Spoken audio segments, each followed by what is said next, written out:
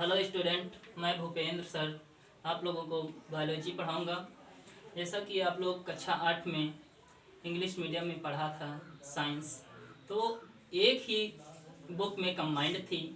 इस बार हम कक्षा 9 में पढ़ेंगे बायोलॉजी, केमिस्ट्री और फिजिक्स।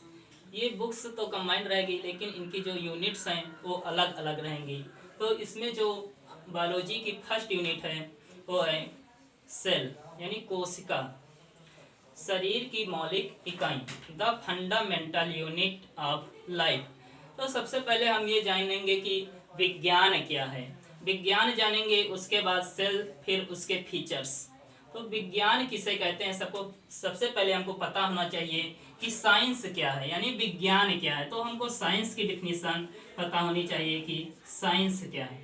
तो विज्ञान सुव्यवस्थित एवं क्रमबद्ध ज्ञान को विज्ञान कहते हैं। तो विज्ञान हो गया। अब इसके विज्ञान की बहुत सारी ब्रांचेज हैं। उन ब्रांचेज में हम एक शाखा जीव विज्ञान की पढ़ेंगे। तो जीव विज्ञान क्या है, तो सबसे पहले हम कक्षा 9 में पढ़ेंगे जीव विज्ञान।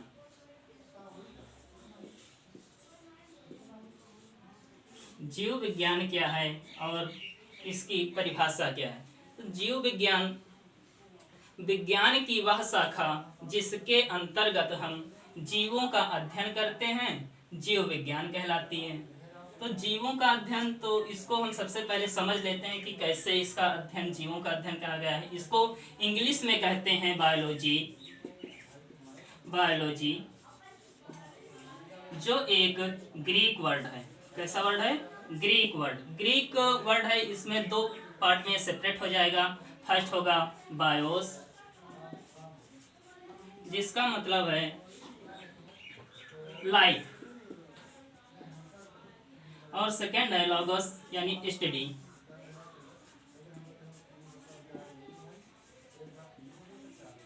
हम इन दोनों को एक में कंबाइंड करेंगे तो इसका अर्थ होगा जीवों का अध्ययन। अर्थात हम बायोलॉजी में जीवों का अध्ययन करेंगे। तो जीव देखिए क्या होते हैं कि जो जीव होते हैं, अध्ययन तो कर रहे हैं जीवों को। यहाँ पर जो जीव होंगे वो क्या हो जाएंगे, टू टाइप्स हो जाएंगे, यानी दो प्रकार के हो जाएंगे। एक होगा हमारा जंतु और सेकंड होगा हमारा पादप। पादप का तात्पर्य है पेड़ पौधों से, और जंतु इसमें छोटे जीवों से लेके कार्डेटा यानी मनुष्यों तक सब इंक्लूड रहेंगे, और पादप में हर्ब, सर्ब और टिडी और सूक्ष्म जीव भी इसमें इंक्लूड रहेंगे। तो सबसे पहले हमको पता होना चाहिए कि जीव विज्ञान में दो ब्रांचेज होती हैं, जूलॉजी और बॉटनी। तो ये दोनों इस बार कंबाइंड करके हम 9th में पढ़ेंगे, दोनों ही सब्जेक्ट को। किसके अंतर्गत? जीव विज्ञान के अंतर्गत। जो जीव विज्ञान है ऑलरेडी हमने बता दिया है कि ये क्या होता है, लाइफ की स्टडी, यानी जीवन की स्टडी होती है। तो इसमें जो जीव होते हैं, ये जीव किससे मिलकर बने होते हैं। तो ये जीव जो होते हैं हमारी, जो जैसे कि हमने बताया था कि इसकी चैप्टर का नाम है शरीर की संरचनात्मक इकाई या मौलिक इकाई कोशिका। तो जो कोशिका का निर्माण होता है वो कैसे होता है, और वो किसका किसका गठन करके फिर जीव का निर्माण करती हैं। तो सबसे पहले हम जानेंगे कि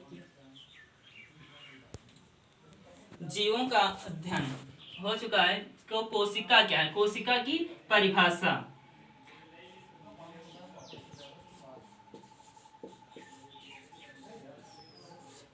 कोशिका क्या है, यानी सेल। तो कोशिका को हम डिफिनीशन बताते हैं क्या होती है। शरीर की संरचनात्मक एवं क्रियात्मक इकाई को कोशिका कहते हैं, जो जनन में सहायक होती है। अर्थात ये अपने से ही अपनी जैसी संतान को उत्पन्न कर सकती है, यानी ये अपनी जैसे ही डॉटर सेल्स को उत्पन्न कर सकती हैं, प्रोड्यूस कर सकती हैं। तो इसकी हम डिफिनीशन लिख रहे हैं। कोशिका जीवधारियों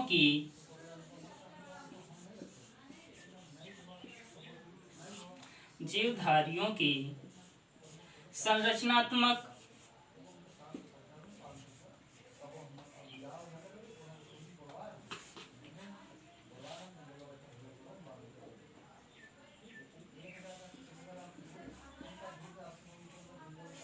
एवं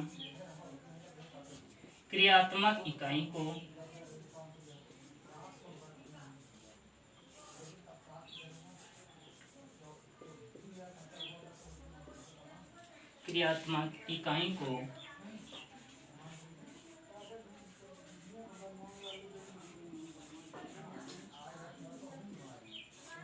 कोशिका कहते हैं,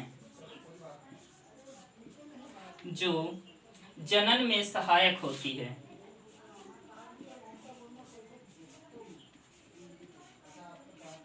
जनन में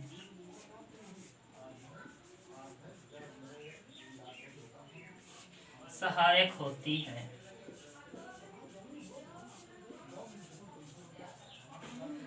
अर्थात जो कोशिका होती है जीवधारियों की संरचनात्मक एवं क्रियात्मक इकाई को कोशिका कहते हैं, जो जनन में सहायक होती है। और जो कोशिका होती है ये सूक्ष्म होती है, अर्थात इसको हम नेक्ड आई से नहीं देख सकते हैं, ये माइक्रोस्कोपिक होती हैं, इसीलिए हम इसको नेक्ड आई से नहीं देख सकते हैं।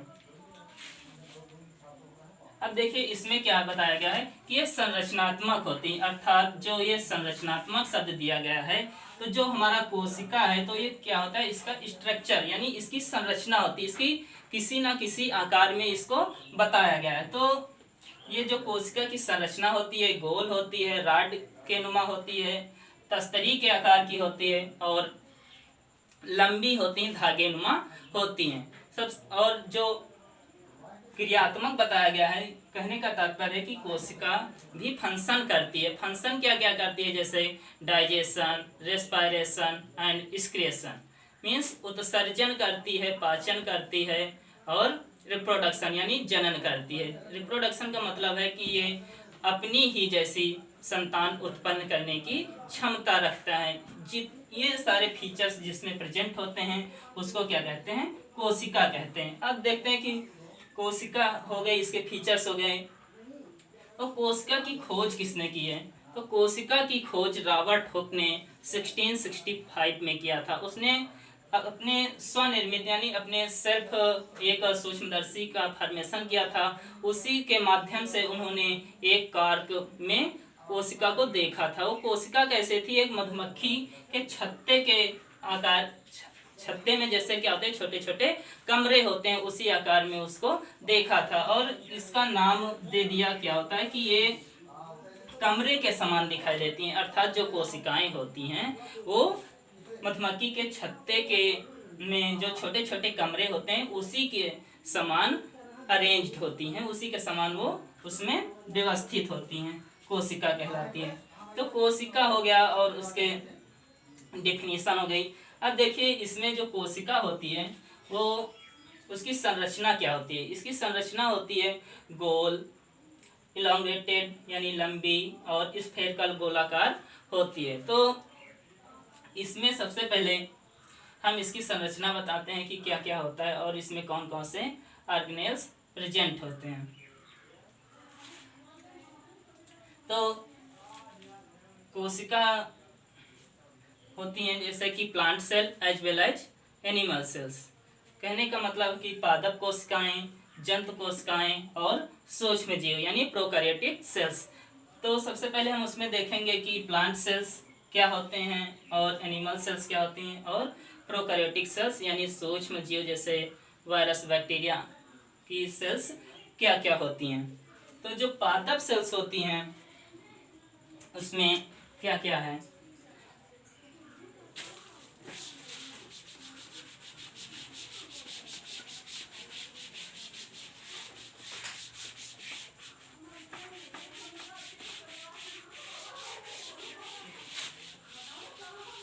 जो सेल्स के प्रकार हैं पादप सेल्स यानी प्लांट सेल,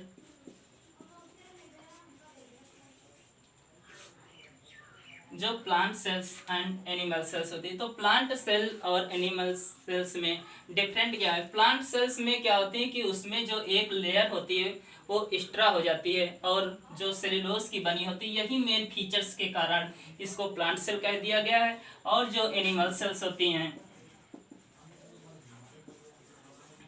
इसमें सेलुलोज की बनी सेल वॉल क्या होती है, एब्सेंट होती है। इसमें जो होता है क्या होता है, सेल वॉल, जो सेल वॉल क्या होती है, प्रेजेंट होती है, और इसमें क्या होता है, एब्सेंट होती है। इसी बेस पे इसमें क्या कर दिया गया है, डिफरेंट कर दिया गया है प्लांट सेल और एनिमल सेल्स में। तब देखते हैं कि जो प्लांट सेल्स होती है, एनिमल सेल्स होती हैं, इसमें से एनिमल सेल्स को हैं, तो इसमें एनिमल सेल्स में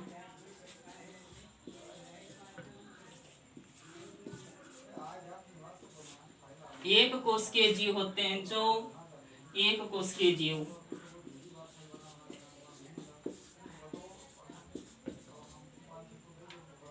एक कोशिकीय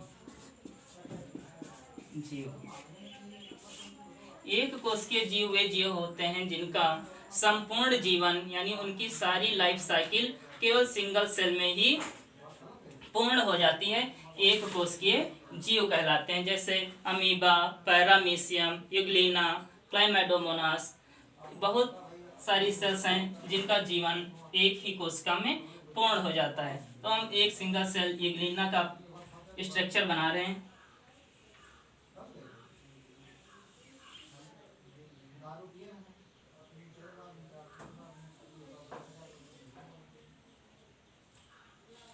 यहाँ पर इसमें उद्दीपित अंग स्टिग्मा लगे होते हैं, और एक फ्लैजला होता है। फ्लैजला का मतलब होता है कसाब,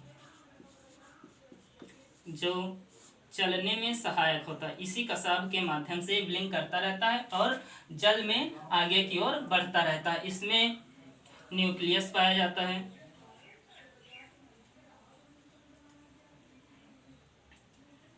और इसमें क्लोरोप्लास्ट पाया जाता है। मेन फीचर्स इसका यही है कि इसमें ये क्लोरोप्लास्ट पाया जाता है, जिससे ये प्लांट और एनिमल दोनों के अंतर्गत आता है। और इसमें ये सिंगल सेल्स होता है जो वाटर में पाया जाता है। ग्रीन कलर का कसाब होता है, इसमें क्लोरोप्लास्ट होता है।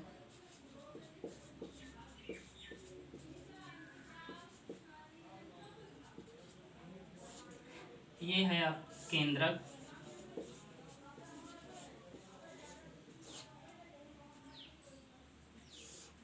ये है स्टिग्मा,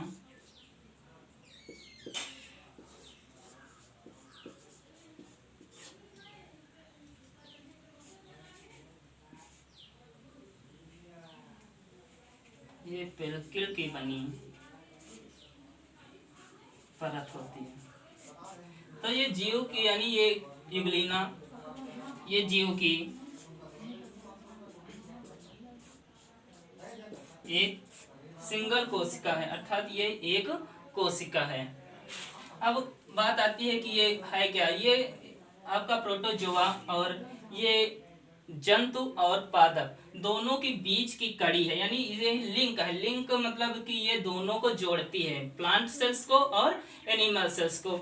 सिर्फ इसीलिए कि इसमें क्या पाया जाता है, क्लोरोप्लास्ट पाया जाता है। यानी जब इसके पास भोजन की कोई विकल्प नहीं बचता है, तब ये फोटोसिंथेसिस की क्रिया करके अपना भोजन सेल्फ बना लेता है। इसी रीजन के कारण इसको प्लांट और एनिमल दोनों में इसको कैटेगराइज्ड किया गया है। अब इसके बाद दूसरी आती है प्लांट सेल। प्लांट सेल यानी इसमें भी कुछ सिंगल्स होती हैं, जैसे एल्गी हो गई, कैरा हो गया। तो ये कैरा हो गया, क्लाइमेडोमोनास हो गया।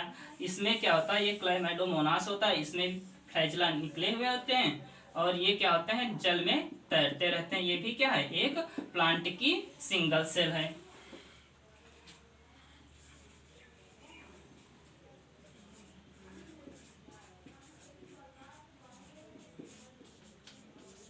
ये क्या है, क्लाइमेडोमोनास, जो ये क्या है, एल्गी है, यानी शैवाल है। तो यहाँ तक हमने आज बताया कि क्या होती हैं, कि सिंगल सेल्स क्या होती हैं, ये प्लांट सेल्स, और एनिमल सेल्स क्या है, सिंगल सेल्स क्लाइमेडोमोनास जो एक शैवाल है, और यूग्लिना है। अगला टॉपिक हम नेक्स्ट वीडियो में बताएंगे। यहीं पर अपना हम वीडियो स्टॉप करते हैं।